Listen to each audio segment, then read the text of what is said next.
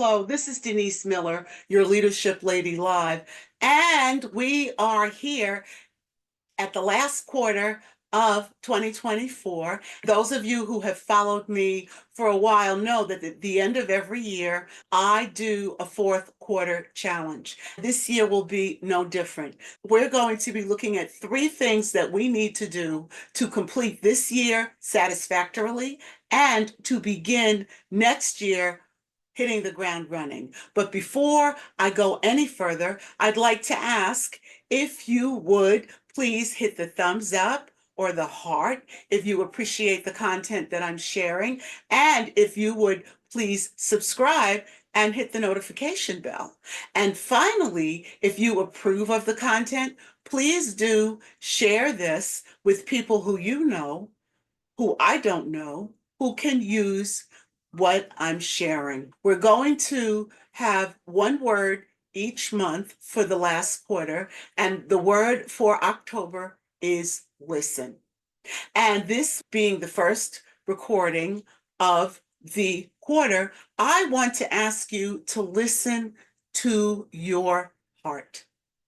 Listen to yourself. Take a look back over the last 9 months and listen to what made your heart sing. Listen to what made your heart cry and cringe. Listen to the business relationships as well as the personal relationships that really lifted you up, and listen to what pulled you down. It's important that we live solidly from our core. When we do that, we become a better person. We become a better business owner. We become a better employee. We become a better parent. We become a better significant other. We just become better. We're listening to what really makes us authentically joyful and able to support the other people around us. When I was a teenager, there was a song, I don't remember who the singers were, but part of the chorus of the song was, "Stop, look, listen to your heart, hear what it's saying." Now, it was a love song, but there is no better person to love than you. And so stop, look, listen to what your heart is saying. What is your heart loving? What is your heart loathing? What is your heart considering that it would have liked to have tried, but it hasn't gotten the opportunity to do that? Listen to your heart, hear what it's saying. Hear what makes you uncomfortable. Hear what makes you sing and fly. I've got music playing because I love music.